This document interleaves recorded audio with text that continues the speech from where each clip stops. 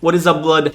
How it is going, man? It's been a while since we've talked, and I don't think a lot of the community people that watch a lot of YouTube videos or just interact with the community in general on Discord, on Twitter, and stuff like that have seen you talk about what you've been doing on Predecessor. So I thought this video will be rather interesting.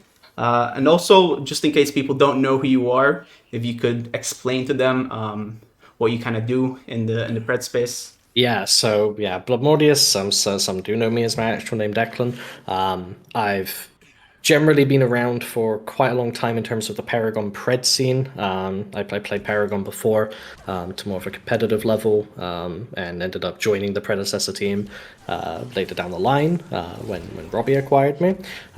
Since then, I've been working on the general game design of the game. I came up with a lot of the initial systems for the game and all that, and then more recently moved on to very hero-specific stuff, designing a lot of Pred's unique characters and obviously porting over all the old Paragon characters into Pred space. Funnily enough, I had a different idea at first of what I wanted to do when we were gonna do this sort of video, but it turns out that I think this might suit better for the people watching because they also get to kind of give their own questions and you can kind of answer them to your best of abilities, of course. And there's a lot of questions, some that are what's the word, but they're a little bit more straight to the point, I guess. Best way to say it, and some others that are actually rather interesting that I also would like to know the answer of. So I think we have a total of like 20 questions. Yep. They vary. Honestly, all of them kind of cover something different. So I think that this is honestly a pretty good bunch.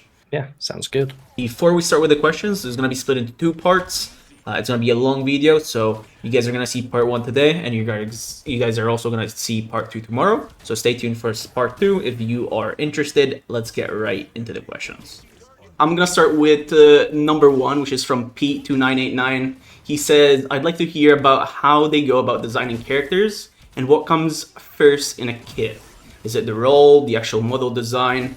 And also, what are the most important things when designing characters? Because I've heard Overwatch has a triangle method where fun factor, kit ability, and character design are the three principal points, is what I assume he's trying to say there. So I don't know how Pred does it, but you maybe have some insight.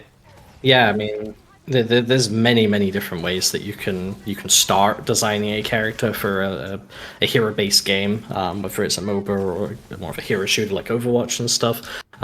Generally for Pred, we've generally started from a sort of a thematic more than anything, rather than like kit role or model design. So I guess it's close to model design, but something in terms of like Argus, we knew from the get-go we kind of want this. We wanted the sort of the dwarf sort of side of him in there, but we also knew there was going to be a mage, and we were going to go for more of this sort of like sort of more mechanical magical element to him, so we kind of had like these ideas already in mind. Generally I do a lot of like kit work separately from the actual hero designs to discover what we want to add to characters and things with prototype kits and stuff, also for like future iterations and things, and this is where the multiple idea comes from, because sometimes we will be starting from kit. Just as of recent, we've more so started from these thematics and model designs. When it comes to roles, you kind of incorporate that either which way. Generally, like, the model design will inform the role a little bit, and so will the kit, because generally we don't mind where people end up placing our characters in the meta. We obviously design towards a role. We think that's healthy in terms of balance and everything, but if people end up really liking it in a different space, that's really cool too. So yeah, basically we start from multiple. There's no particular area we think is best to start from right now. Maybe that changes in future as we see more success with certain character designs, but generally, like, I prefer the kit, but model design has also been fairly like successful in that regard. I guess if I'll just like give an example here, for example, Zinx, was she always designed to be like this support character in Predecessor?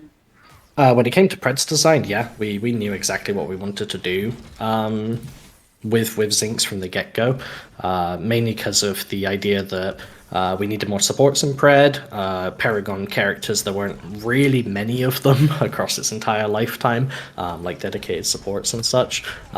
So we felt like her kit was a good opportunity to do so, due to her character thematic was a pretty good one just to index on.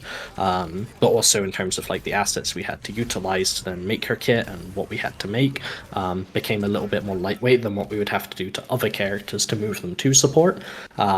So yeah. Yeah, hers came more so actually from a role dynamic in that regard.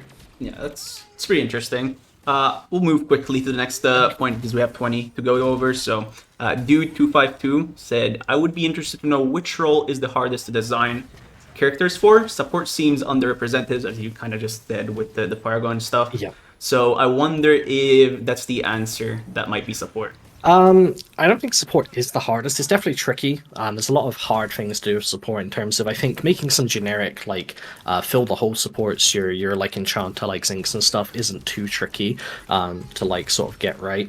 I think the really tough ones are when you're going to start expanding the pool beyond those like initial ideas and creating some really like unique and innovative characters in the support space. From League of Legends, examples of that would be things like your pikes and your sennas and stuff. These things that really push the boundaries and make things a bit more interesting. I think those are really fun to design but tricky. But in terms of the actual hardest role, I'd actually probably say for me at least it's the ADC role.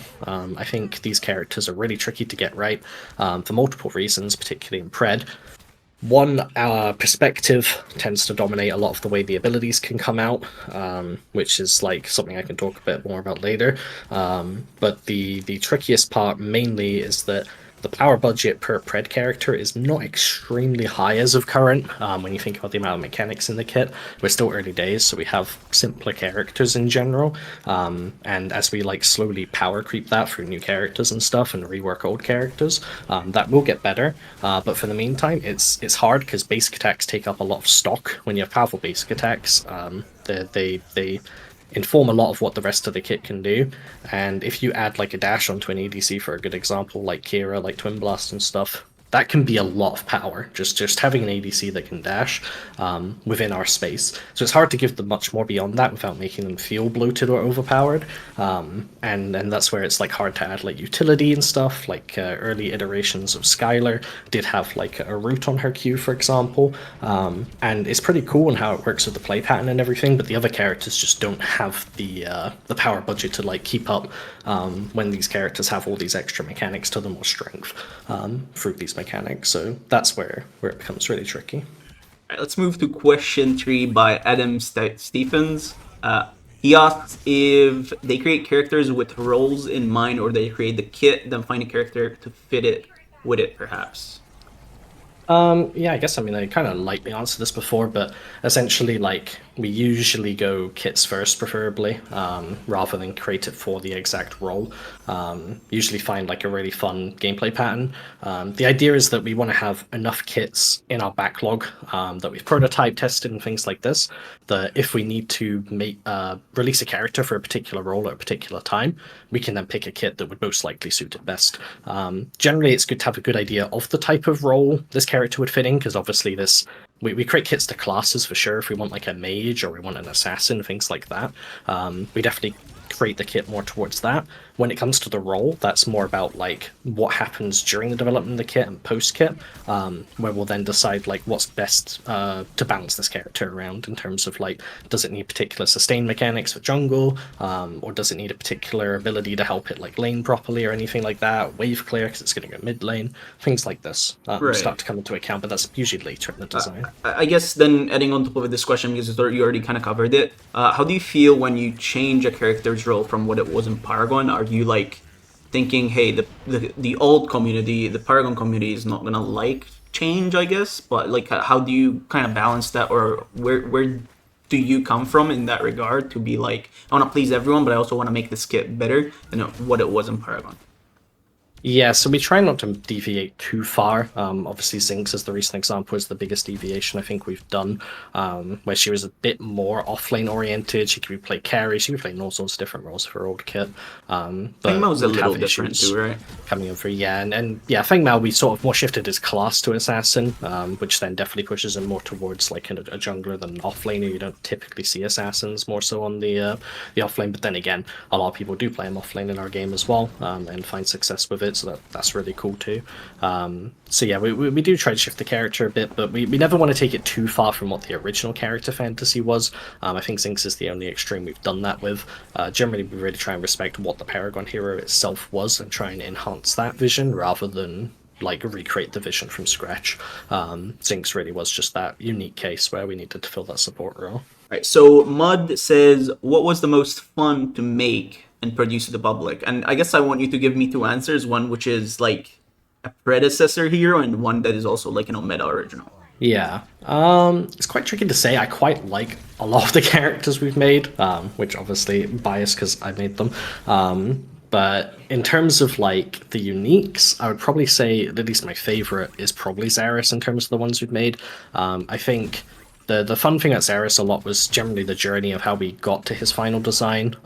There was a lot of iterations. He was a very different character multiple times, and I think we landed in like a really nice spot where he's like created this really unique gameplay loop within Pred for what he does for a team and himself independently and the power fantasies he achieves. I think he's got good like skillful depth to him that's really interesting, and I think generally his character design's the most interesting to me as a whole that he's released. So I thought he was like really fun just from the process and the things we learn, all the way to like the sort of result we got. When it comes to Paragon characters, it's a bit trickier because there's quite a few that I really like. I'll probably honorable mention like Kalari because I think she was like quite an early one that I think we added a lot and did a lot with. I was generally personally really happy with in terms of informing some really cool play patterns and making her a bit more viable from low elo to high elo and stuff, and how we controlled the camo and everything. I think we did some really good things there, even though it was quite early in Pred's lifetime. Whereas as of more recent, I think Kwang is like a really fun design that I worked on. It's kind of close with Aurora. I think I'm happy with the way we enhanced both of those kits in terms of the like we had to basically come up with a whole extra ability for each one that sort of like added to their loop and making them kind of these AP frontliner characters that can play these like bruisery playstyles. I think they're like really interesting designs. I think they add some really cool like magical damage options to like the jungle and off lane that are super interesting. And in generally, I think it was again just really fun to come up with those new abilities for them and develop those new loops they play. All right. So final question about this: if you had to like load up Pred right now, what character are you looking at? Probably Kira, funny enough. Even though that's away from all of those, I love Kira. Yeah, it is just an out of nowhere pick. Yeah. I think she's really interesting to play. I quite like ADCs in Pred and Paragon. Funny enough, I know I was known as a jungler in Paragon. But if people watch my streams a lot, generally, I played a lot of Murdoch, played a lot of TB. I really enjoyed these range characters, and TB especially when OPD was a thing with the V42 card system and stuff. All of that was like super fun. Kira brings like that sort of mobile playstyle again for an ADC. I think she has multiple unique build paths that are super fun to do. You've got like Ashbringer where you're spamming your cooldowns, dashing more, spamming your pistol shots. That's really fun. And then you can also play with like big crit builds for the big ult build and go all in and make big plays with the ult and stuff. I think generally she's like pretty exciting, like high risk ADC pick that I enjoy a lot. So yeah, funny enough, it's probably her if I'm just doing a one-off game.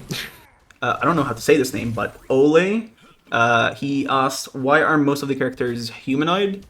I love the game regardless, and maybe it's much harder to work on other types of beings, but almost all of them walk on two legs. Yeah. So I don't want to like go too in depth with this, mainly because I think it would be almost disrespectful to other people within Omeda that have a lot more experience in these areas than myself, and I don't want to be like ignorant to the actual effort that gets put into them. Because I know it's an absolute ton to get a character that isn't two-legged into our game and working properly. There's a lot of reasons for this. Basically, if I describe the raw process of you have this character, it has a skeleton. This skeleton is uniquely rigged in a particular way to animate, and then there's all this animation programming on top of that that tells it how it should interact with the world. This is things like when you're walking up a slope, when you're pivoting, when you like got one leg on a slope and one leg not on a slope, and where the legs stand and things. All of these come into a factor. A lot of our characters use that same framework, and we try to make it unique where possible within that. But as soon as you start redeveloping that framework, it's a ton of extra dev time to create a character, like an absurd amount. Generally, like animation is a very long process in itself. And this would add even more months at this point, time to generating those characters. And the worst part about that is not just that it would take months for that character; it's that it's really hard to reuse that skeleton and rig like the humanoid ones onto another character, because we'd have to make a character basically of the same style of skeleton to reuse the rig and all the animation programming and stuff. So that's the general idea, at least from my perspective. It may not be the most accurate or exact answer. But essentially, it creates a lot more dev time for something that we think is really cool and we want, and it's actually something they are working on. We do want characters like this in the game, so you can expect them at some point. It's just to release them like more consistently is a very difficult task. So what you're telling me is you are making kits of heroes that are potentially more than just two-legged humanoids? Oh, for kits, for sure, yeah. I've already been prototyping stuff for non-bipedal characters before they even started working on that stuff Right. on the other teams. I really would love some characters that utilize, more than two legs. What about no legs? No legs, yeah. I mean, yeah, we've definitely worked on no legs. No legs is almost a benefit in that regard. Oh, is it? It's quite funny, yeah. If you look at like Overprime, the last sort of characters they released before they closed down, things like Mako, and I'm not sure what the woman after was called, but she floated around kind of like Gideon travel mode animation, and Mako like rolls around on a ball. These are much easier to do because you don't have to worry about where the legs go, right? You can kind of just play a generic animation with the legs, or none at all if they're flying. And you just roll the ball right in the direction that they're going. That's pretty doable. You know what's crazy? Yeah. Skylar has a bug where she doesn't move and she's floating when she's moving. And I was like, that actually looks way cooler than if she's just walking. So like, I feel like you guys kind of missed the bar. You should have just let her base animation just float. I think that looked even cooler. Yeah. Yeah, we certainly could have.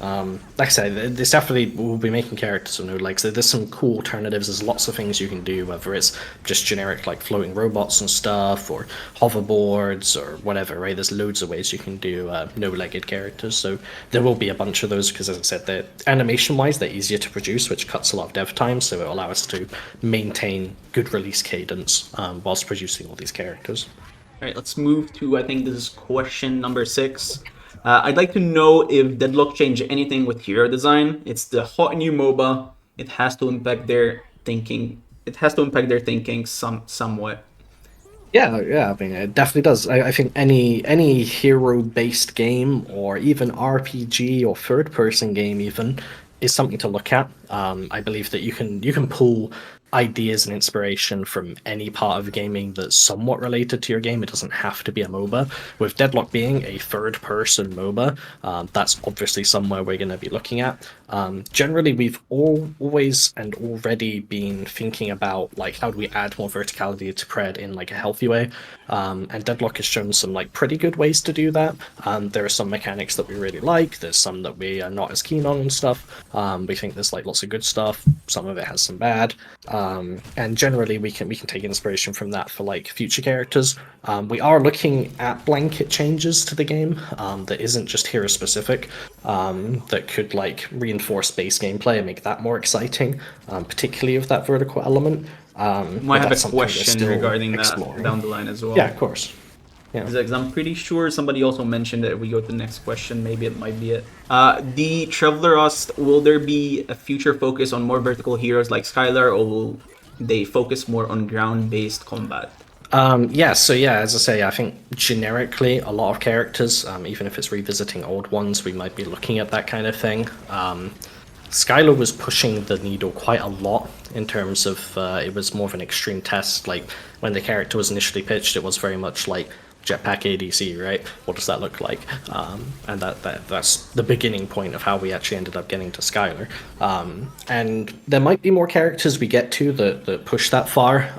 We're generally looking at how do we refine our like ground-based characters in a way that allows them to interact with characters like Skylar better. If we can find a way that all generically characters can interact with the vertical element better, then when you make characters like Skylar who do it a bit more, it's not as much of a just like dichotomy of I can't and I can, which then influences like counterplay and things like that, and the feeling of I can't is a very horrible one when it comes to MOBAs. You almost always want options of how you deal with stuff, even if you have Right. less, you want something. So it's definitely something we're looking into and trying to refine. That's interesting.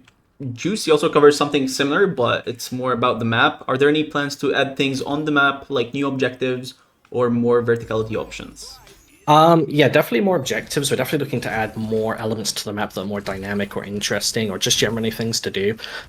We think a lot of the downtime in Pred currently isn't that exciting.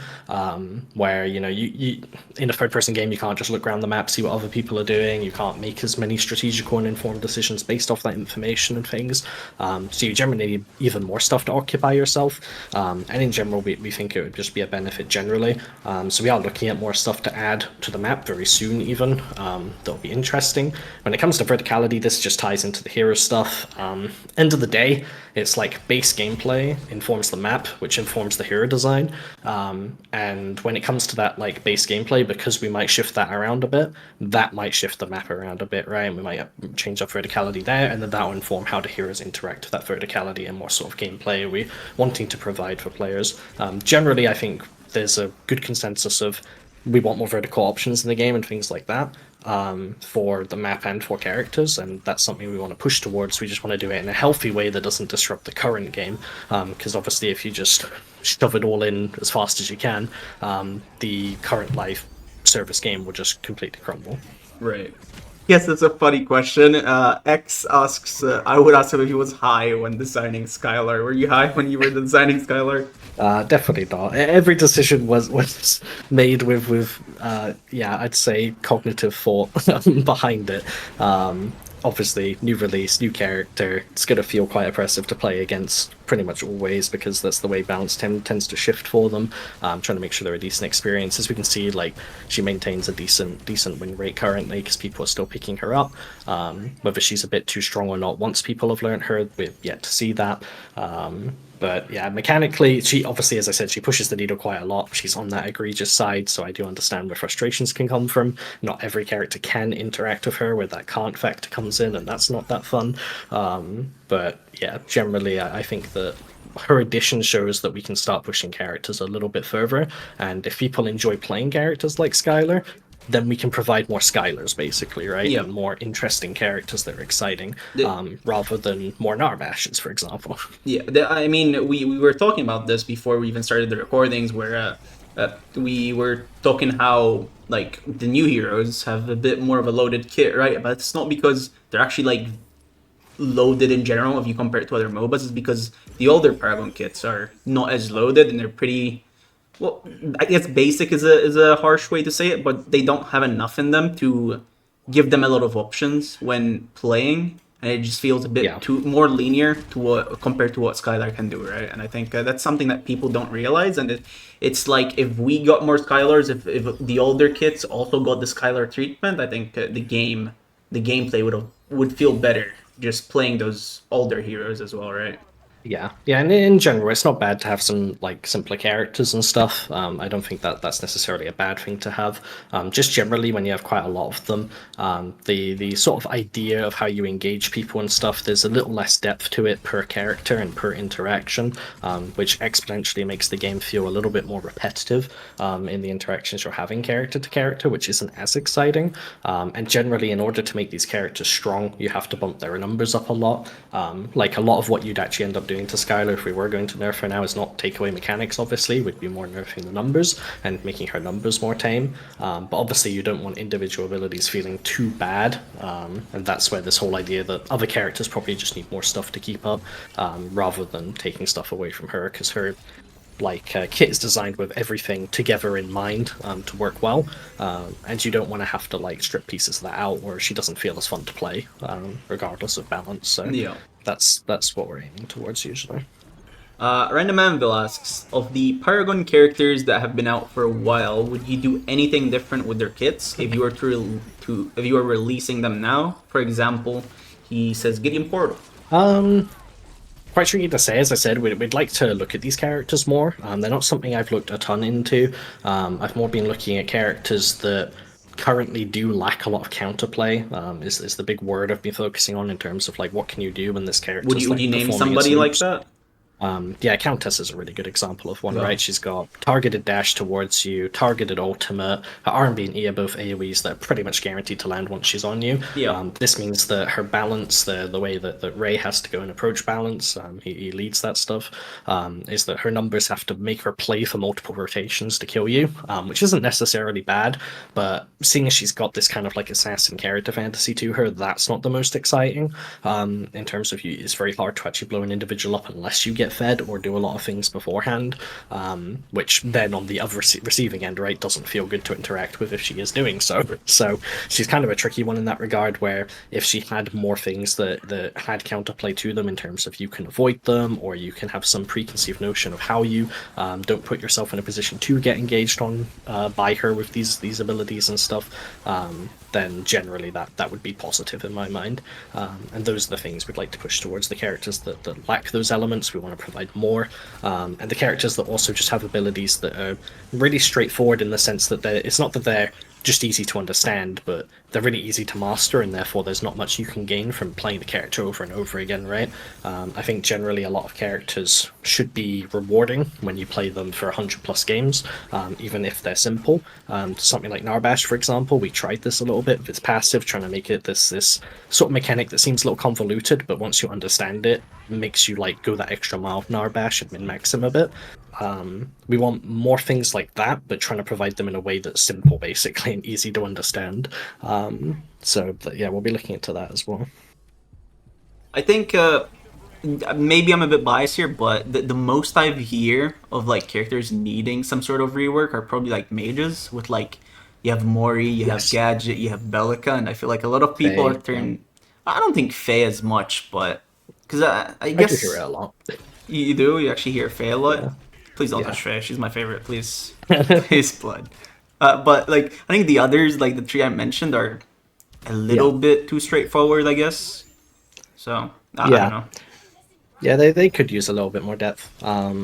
It is quite tricky with mages in general, especially burst mages in particular, like Bellica and stuff, because obviously their play pattern revolves around one comboing people when they're performing it properly. And as I've said, in Pred generically, it's been quite hard to provide the ability to avoid these things.